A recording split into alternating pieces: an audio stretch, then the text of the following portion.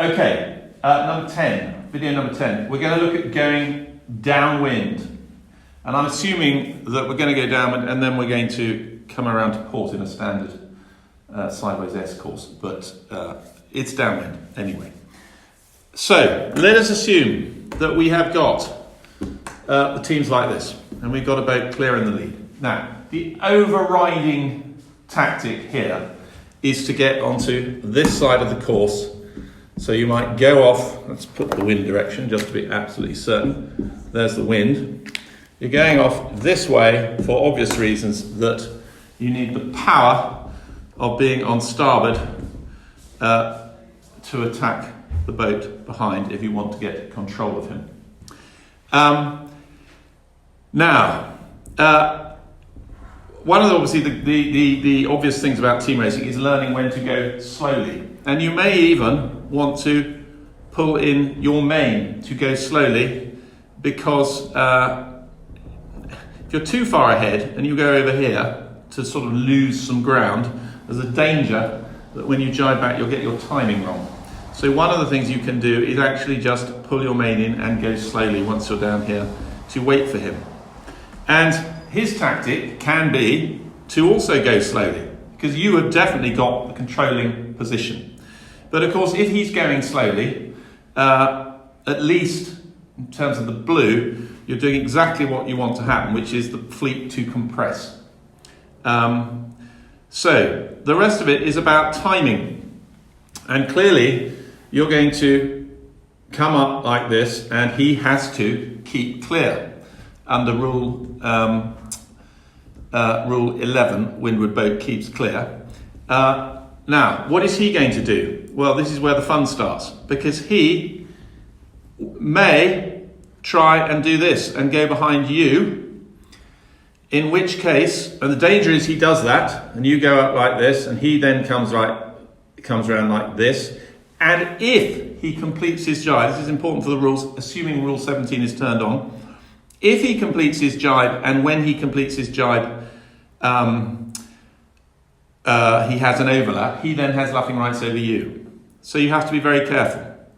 Now, it may be that as he comes across you like this, then what you have to do is you have to immediately jibe like that, to giving you rights. The danger is you leave it late. And you're like this, and you think, oh, I better go and chase him over here. And he then jibes, and he is now on starboard. And he has got rights over you. So if he does go across your transom, it is very important to go at the same time. And you had right of way here because you were on starboard, and he was on port.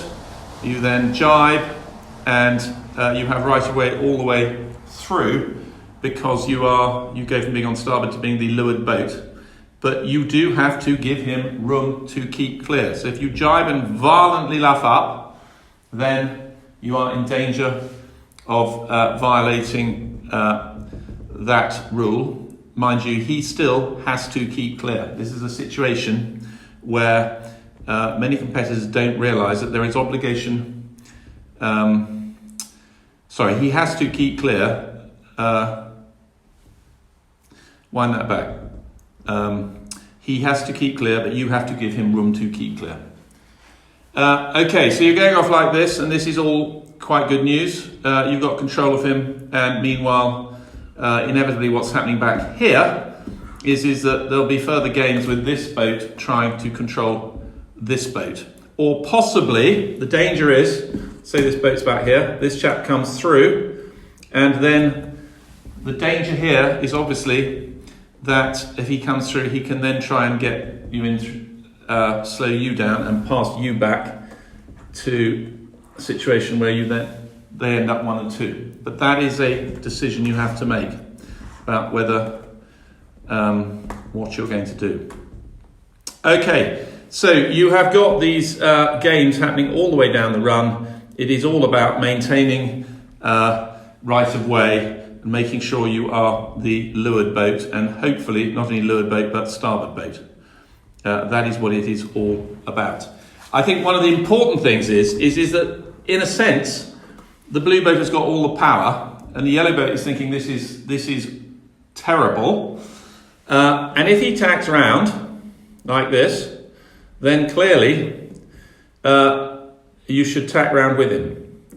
One slightly, sometimes this happens not deliberately, is if the blue boat comes up quickly, the yellow boat takes a foul, puts his hand up, says I'm spinning, goes round like that, goes round like that, does his spin, does his jibe, then he does that, and the blue boat thinks, oh, I've done my job. But actually, what you can sometimes find is you've lost control of him.